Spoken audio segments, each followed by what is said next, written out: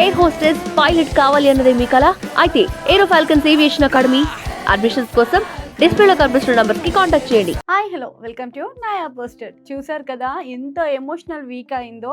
ఈ వీక్లో సంజన గారికి ఛాన్స్ రాదా అంటే చాలా మంది నిజంగా బాధపడుతున్నారు. ఇంకా నిన్న ఆడిన గేమ్ మాత్రం అలా ఇలా కాదు. ఆ బాల్ని బాస్కెట్ నుంచి తీయడం అంటే అసలు శ్రీజకి హ్యాండ్స్ అప్ చెప్పాల్సిందే.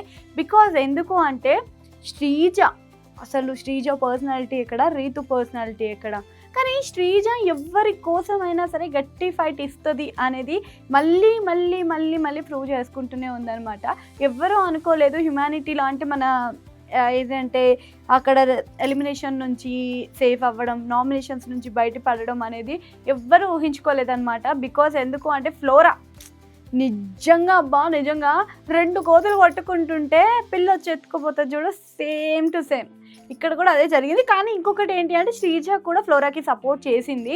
ఒకవేళ శ్రీజ సపోర్ట్ చేయకపోయి ఉంటే ఫ్లోరాది ఏం లేకపోయేది. తర్వాత ఏదైతే బాస్కెట్లో వేసిందో అప్పుడు ఫ్లోరా గేమ్ అయితే కనిపించింది అనమాట. అంతకుముందు ఎంత సపోర్ట్ చేసినా కానీ ఆమె యూటిలైజ్ చేసుకోలేదేమో కొన్ని సిచ్యువేషన్స్లో అని అనిపించింది.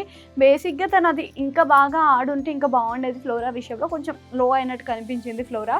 బట్ రీతు అయితే ఎక్కడా తగ్గలేదు. అసలు ఎంత అగ్రెసివ్గా ఆడుతుంది రీతు. అసలు రీతు ఆడుతుందా పోరాడుతుందా అనేది చాలా మందికి డౌట్గా ఉందన్నమాట. సో ఆమె ఆడిన ఆట చూస్తే మాత్రం నిజంగా అవతలోడు ఎవడైనా కానీ తొక్కి పడేద్దాం అనుకుంటుంది రీతు. కానీ నిజానికి రీతు కొంచెం అలా ఆడడం అందరినీ హర్ట్ చేస్తుంది అనమాట. కొంచెం చూసుకొని ఆడితే ఇంకా బెస్ట్ అనిపిస్తుంది. అండ్ అదే విధంగా నిన్న మళ్ళీ ఏడ్చింది, లక్ ఉండదని తలపైన కొట్టుకుంది. సంజన కూడా చాలా బాగా సంచాలకుగా వర్క్ చేసింది అనమాట.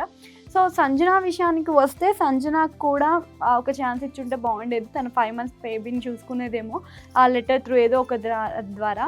సో సుమన్ అన్నకు కూడా ఫ్యామిలీ ఫోటో అని చెప్పేసి ఓన్లీ వాళ్ళ ఫాదర్ ఫోటో కూడా పంపించడం జరిగింది. సో సుమన్ అన్న కూడా కొంచెం హర్ట్ అయ్యారు. ఫ్యామిలీ ఫోటో అనగానే చాలా హోప్ పెట్టుకున్నారు. బట్ ఓన్లీ ఫాదర్ ఫోటో అనేసరికి హ్యాపీగా ఫీల్ అయినప్పటికీ కొంచెం తక్కువనే ఫీల్ అవ్వచ్చు. అండ్ దీంట్లో ఇంకొక విషయం ఏంటి అంటే ఇక్కడ ఫ్యామిలీ వీక్ అనేది చాలా వరకు మనకి కొంచెం తక్కువ వీక్స్ అయినా కానీ వాళ్ళకి చాలా ఎమోషనల్. బికాజ్ వాళ్ళకి ఫోన్ ఉండదు, ఎవరు చూడడానికి ఉండదు. ఎంతవరకు ఆ 9 మందిలోనే 9 మంది ఉంటారు కాబట్టి.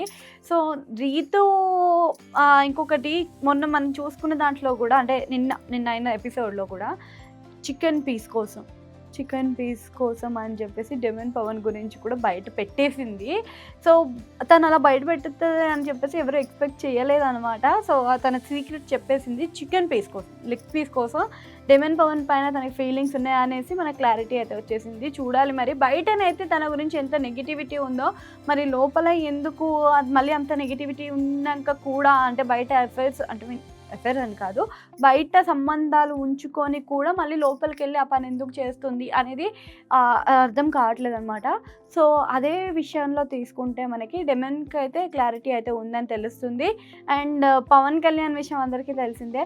పవన్ కళ్యాణ్ కోసం కెమెరా వేస్ట్ అబ్బా, ఎవరు ఏడ్చినా కానీ పవన్ అక్కడ ఉంటాడు అంతే.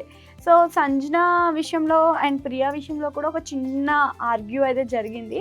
సో ప్రెజర్ అంటే బటన్ని ఎవరు ప్రెజర్ చేశారు, ఫస్ట్ ఎవరు ప్రెస్ చేస్తేనే వాళ్ళకే కాబట్టి.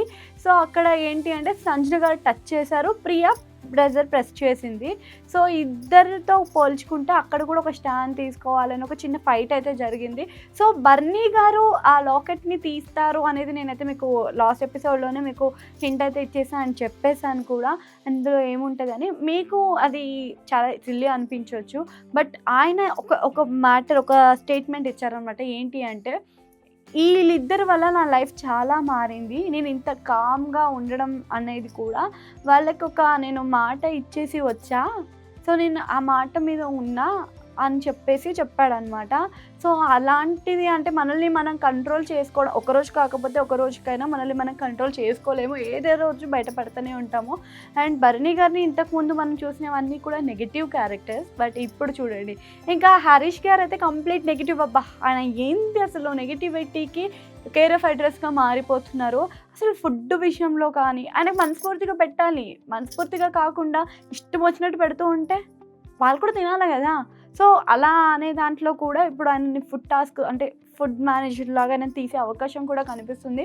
కుకింగ్ విషయంలో తనైతే నెగిటివ్గానే అయిపోతున్నారు, కావాలని గొడవ పడుతున్నారు అనే దాంట్లో కూడా అగ్రీ చేసిన వాళ్ళ దాంట్లో ఇన్మాన్యుయల్ ఉన్నారు.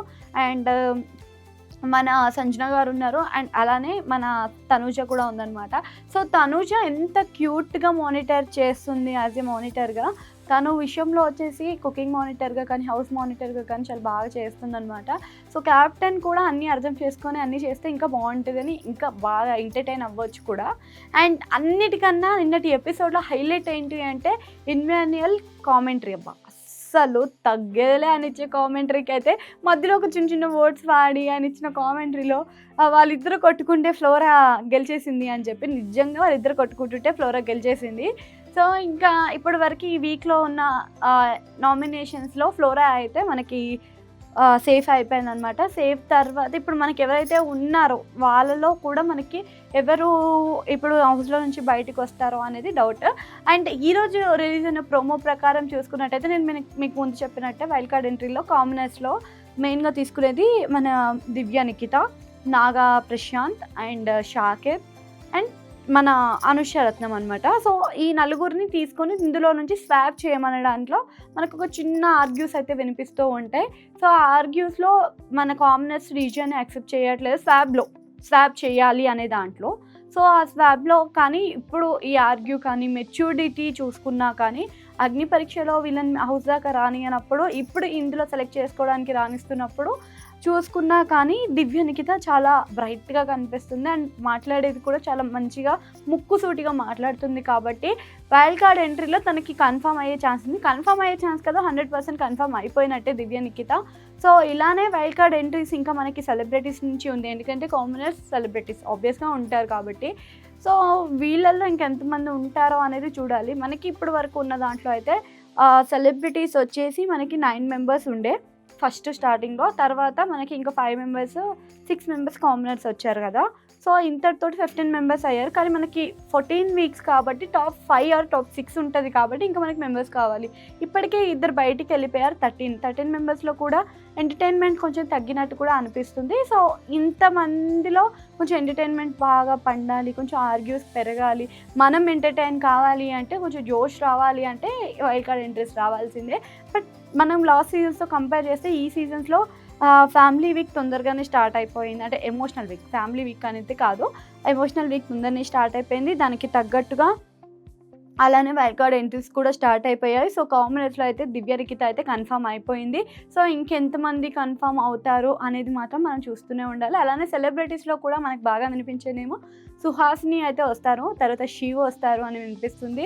అండ్ వీళ్ళిద్దరైతే కన్ఫామ్గా వచ్చే ఛాన్సెస్ అయితే ఉన్నాయన్నమాట. ఇంకా కామనర్స్ నుంచి ఎవరు స్వాగ్ చేస్తారో, అలానే మళ్ళీ మన ఇక్కడ ఇప్పుడు హౌస్లో ఉన్న వాళ్ళలో ఎవరిని స్వాప్ చేస్తారో అనేది మాత్రం మనం కంప్లీట్గా ఎపిసోడ్లో చూస్తేనే మీకు క్లియర్గా అర్థమవుతుంది అనమాట. సో ఇలాంటి మంచి ఇంట్రెస్టింగ్ అప్డేట్స్ కోసం, ప్రెడిక్షన్స్ కోసం మన ఛానల్ని సబ్స్క్రైబ్ చేసుకోండి. చూస్తూనే ఉండండి. సైనింగ్ ఆఫ్ రక్షిత రెడ్డి.